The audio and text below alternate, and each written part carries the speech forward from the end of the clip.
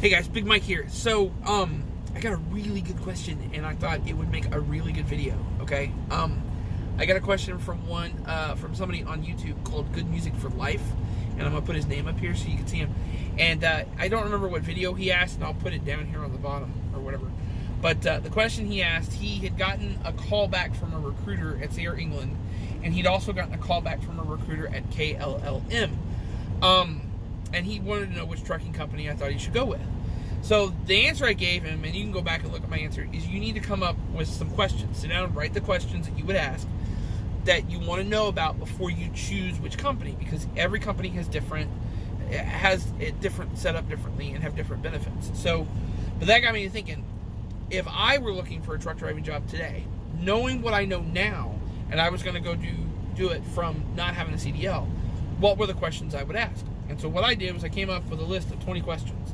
And we're going to kind of cover everything as quickly as I can, because I don't want this to go too long. Just FYI, I can't really recommend Air England anymore as far as truck driving company is concerned. I don't know how things go over there. I'm going to say shop around, okay? Call Swift, call Schneider, call Werner, call KLLM, call Air England, call all these big companies that offer training, and ask these questions, or ask questions that are important to you, because if you're not shopping around, you're not going to find the right fit for you, and that's what you're really looking for, because this is not a job. A lot of people think this is going to be a 9-to-5 job, and it's not. It's a lifestyle, and you need to make sure that the lifestyle of the company that you're going to go work for fits who you are as a person. Okay, so let's get started. Number one, how much is the pay? This is a really important question. You need to know what they're paying per mile, or what they're paying per job, or how they're going to pay you, okay? Most of the big companies are going to pay you per mile. They're going to pay you the average for what new drivers are making. I think the last time I talked to a Air England driver, it was between 30 and 34 cents a mile for solo drivers. You are not asking about being a team driver. You're not asking about being on an account somewhere. You're not asking about flatbed, okay? I'll cover those in a minute. You're asking about being a solo driver running all 48 states with normal everyday freight, okay? Don't let the recruiter tell you it's 40 cents to go do flatbed or 38 cents to go do dedicated or whatever. That we'll cover that in a minute. But you're asking for the base pay, okay? Because just because you want to do dedicated or flatbed or whatever doesn't mean you're going to get to do it right off the bat. You may have to wait until somebody dies or decides they're going to leave the company to go do that stuff, okay? So get the base pay for solo driving over the road, what the mileage is, okay? Number two, what's the average people drive every week? So your miles, the pay you get per mile times whatever the average is per week that people at that company are getting, okay, is what's going to be your paycheck. Now you have to take out your taxes as far as that's concerned, because when you're a company driver, it's on a W-4. So you're going to take out your taxes and everything, and that'll give you an idea of what your pay will be. Generally, your taxes are going to be between 15 and 20% on that paycheck. So just average 20%, and just be surprised when you get more.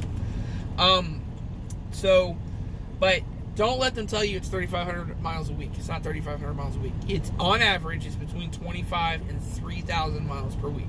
Okay, so go with when you're doing the math, go with the least amount that I'm quoting here, because if you're doing the most money and you're doing the most miles, then when you get a check that's not that much because you didn't do those many miles, you're going to be sadly disappointed, and I don't want you to be sadly disappointed. So number three, what's an average paycheck? Ask this question. They're going to tell you what the average miles are. They're going to tell you what the mileage is per, what you're going to get paid per mile, and they're going to expect you to do the math, okay?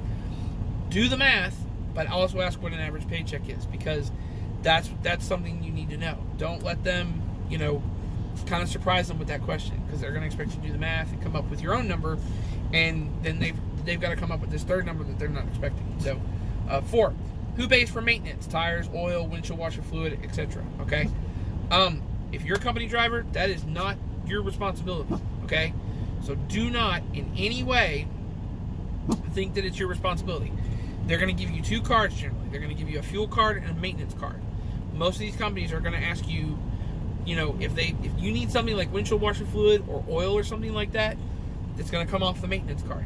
if they get to the point where they're telling you, hey, you're paying for tires, you're paying for oil, you're paying for windshield washer fluid, and we'll reimburse you for that stuff, don't do that job, because you're going to get screwed in the long run. Because they're gonna like, yeah, we'll pay you back, and you're going to have to beg for every dollar. Hey, go sit down in the back. Go. No, I'm not going to have you doing that. Okay? Not while I'm making the video. Go sit down, corner. Stay. Thank you. Somebody pull up next to us, and she's going to bark loud when they get out of the car right now, and I don't need that right now. Anyway, so they're gonna, if they tell you that stuff, we'll reimburse you. You're gonna be trying to get that money from them constantly. You don't need that, okay? So just kind of keep that in mind, and make sure to ask that question. So, see, how is it paid if I need something out on the road? We just covered that. That's number 6.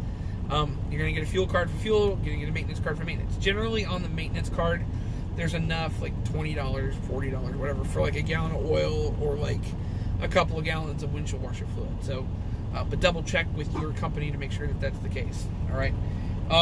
That's number 6. Number 7.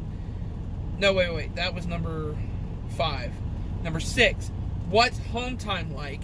How often do I get home, and how many days do I get to stay? Home time is, every company has a different policy. So England's policy was 1 day for every week I was out on the road. So if I was out on the road for 8 days or 8 weeks, then I should have gotten 8 days when I got home. But I didn't get 8 days when I got home, okay? Because England wants their trucks moving. So I would get about 4 days to be at home hanging out with friends and family and doing everything and kind of getting some business done. And then I would have to get back in the truck and go. Because England, if I stayed more than 5 days, and I had a good relationship with my dispatcher, so he kind of staved off England a couple of times. So I was able to stay 5 or 6 days. But, have a good relationship with your dispatcher, you might get away with that. But if you don't, then you're going to have to be back on the road in 4 days. But ask anyway, and then try to stick, if you can, if you feel like pushing, try to get them to stick to that policy.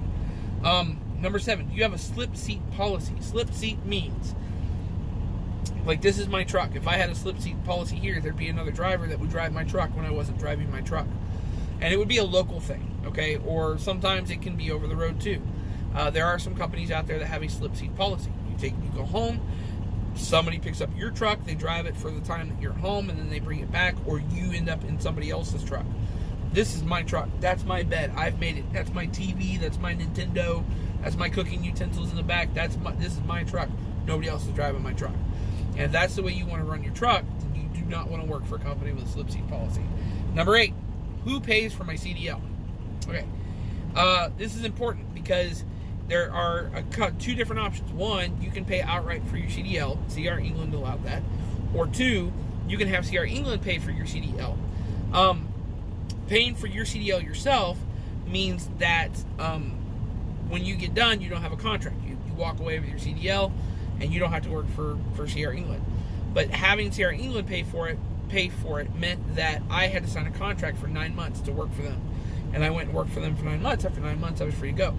England did not take money out of my check in order for me to pay them back. I'm going to get to that here in a second. But who pays for my CDL? Me or you? They offer to pay for it, but you got to sign a contract, and you don't have the money for it. That's probably the better way to go. But shop contracts. Different companies have different contracts. Let me get to that. Number 9, if I sign a contract, what are the terms? Okay. So England's term when I went 6 years ago was $3,500 for your CDL. I could pay it myself, or they could pay for it. They paid for it. And if they paid for it, then I had to sign a contract to work for them for 9 months. And they did not take anything out of my checking or pay. Let me get to that because that's the next question. So anyway, I worked for them for 9 months. Stevens, when I talked to them, was a year. And then there were some other companies I talked to, and they were different. Most everybody at the time was about a year. It was a year and a half, 2 years, a year. 9 months was the least, and that was CR England. And that's what I liked. And it was cheaper because I think Stevens was $5,500 or $6,500. There was one company that was $6,000, and so everybody else was between $5,000 and $7,000, and CR England was $3,500. So that worked out for me. Number 10, how much money is taken out of my check to pay for my CDL? Sierra England did not take any money out of my check. It didn't matter. I made my check, and that was my money. And as long as I was working for them, they didn't ask for me to pay me back. Didn't ask for me to pay them back. And after 9 months, I didn't owe them anything. Stevens was different. Stevens was, I had to sign a contract to work for them a year, and I had to pay them $50 every paycheck, which is a paycheck every week. So it was about $200 a month to pay them back, $500. So it was going to take a while, and probably a little more than a year. The other thing is, I didn't owe anything to England. If I left before that 9 months, then I owed them for the CDL. If I left after 9 months, didn't owe them anything. Stevens was a little different.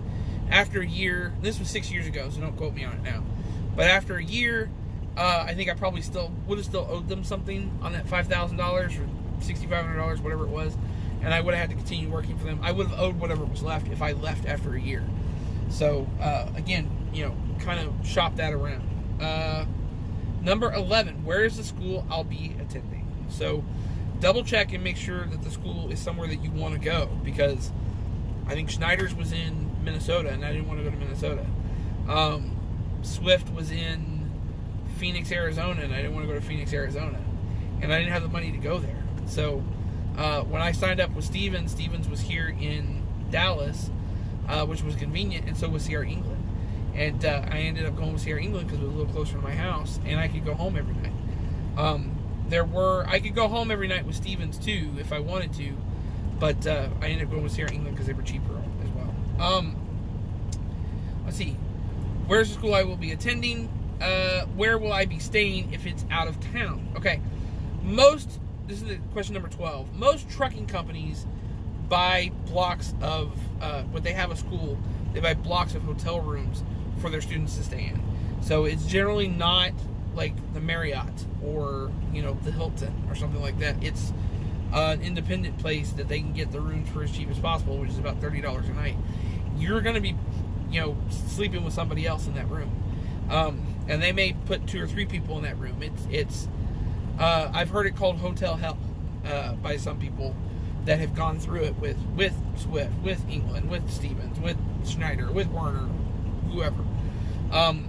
So understand that you're gonna be staying with them. Also, food. Sometimes they give you a little bit of money for breakfast and lunch, but dinner's on you. Or they give you a little bit of money for lunch and dinner, and breakfast is on you. Or they give you a stipend basically. Sierra England would do a stipend for money, but then you owed them that on top of the $3,500. And they would either get that from you in contract form, or they would get that from you in money form. I think they did take that back out in the check. I'm not 100% sure on that. Okay, how will I get there? Every trucking company I've heard of so far, they get a bus ticket for you, and they say, go to the bus station. We bought a bus ticket for you, you're going to come see us, okay? I think I did sign up with one company, and they bought a bus ticket for me, and I called them back and said, no, I don't want to do it anymore. And they were like, well, we already bought the ticket. Sorry. So, I don't think they ever asked me for the money back. So, you can, if you got the money to drive your car out there, drive your car out there, But the problem that you're going to have at that point is trying to get your car back home from Minnesota if you live in Texas, or from, Southern California if it's in Phoenix or something like that, or vice versa. So probably take the bus, or if you can't afford to get yourself there by plane or train or whatever, try to go a different way. I didn't really like the bus, but some people do. I had a friend who did. 14, how are trainers assigned? Sierra asked that question. I don't know how they're probably just going to assign you a trainer. That Sierra England had a policy of non-smokers with non-smokers, women with women, men with men, so on and so forth. But you get those odd people that are kind of left out, and they have to get what they get. So ask that question. 15, what happens if me and a trainer do not get along? So at Sierra England, they if you didn't get along with your trainer, they would try to get you off at one of the schools where they had blocks of hotel rooms, and you would get another trainer. So it does happen. Just try to make the best of it. Understand that the trainer's inviting you into their house, basically. This is what this is it's our house, okay? And he's going to want his truck treated a way that you may not agree with, or he's going to want you to do some things that you may not agree with. And if it jeopardizes your safety, don't do it.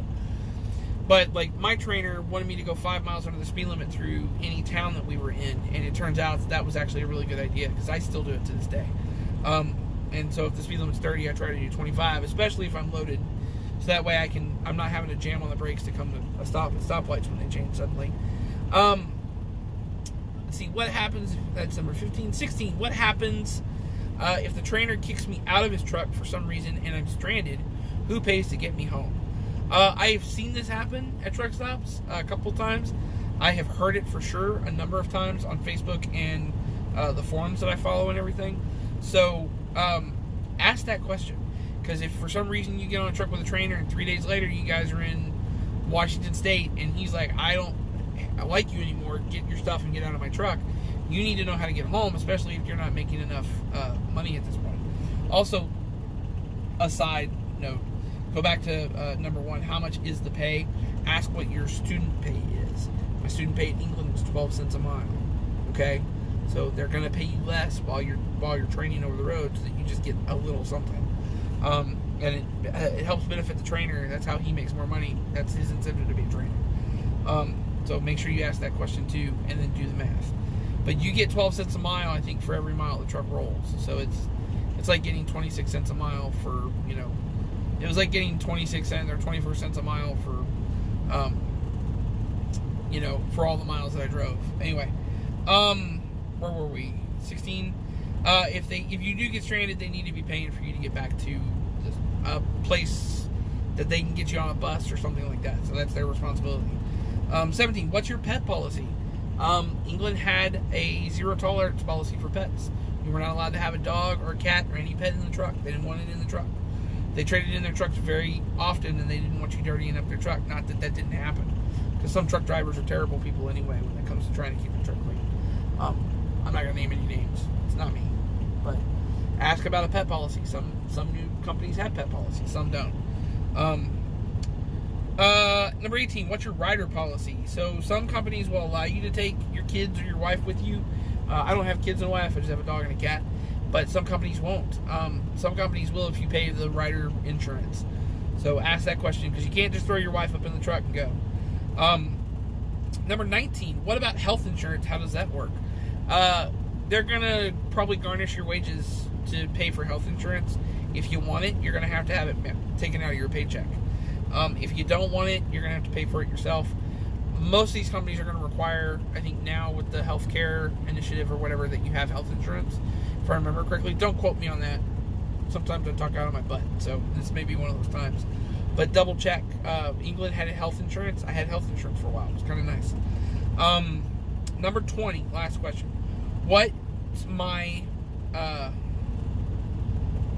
I'm trained, what divisions? Once I'm trained, sorry, I apparently wrote that really poorly. Once I'm trained, what divisions, departments, or opportunities do I have a choice of inside the company? Okay, this is a really good question to ask. Okay, which means what the recruiter is going to find out from that question is that you're really looking to improve yourself. Okay, and that's kind of what you want to aim for. Every company's different. Sierra England had dedicated lanes. They had it was reefer. They had accounts that you could go work. For about 3 weeks, I worked a Walmart account where all I did was I picked up a Walmart trailer and I went and delivered to like 2 or 3 stores, and then I came back. And I would spend the night in that yard and then go and do the same thing. And it was enough hours that on like Sunday I was on my 34-hour restart or something. I was on that for about 3 weeks and I hated it. I don't like doing the same thing over and over again. It pisses me off. It was good money because I went from 26 cents an hour to 26 cents a mile to 36 cents a mile. So you generally get paid more for being in a different division or being in a different department or driving a different thing. But there's like flatbed and reefer and dry van, and you can do recovery. You can do all kinds of stuff. So ask what the departments and divisions are, and you can make more money doing that stuff. So anyway, that's about it. I got 30 seconds to shut this off. I don't think YouTube's going to let me do more than 20 minutes on a video, but hopefully that helps. And if not, if you guys have any questions, actually I do have an email now. I'm going to put it right here along the bottom. I think it's big.mike.trucking.videos@gmail.com, but I'm not 100% on that. So I'm going to put it right here, and we'll see what happens. So anyway, that's it. Y'all keep the shiny side up. Hope this video helped. see you guys down the road.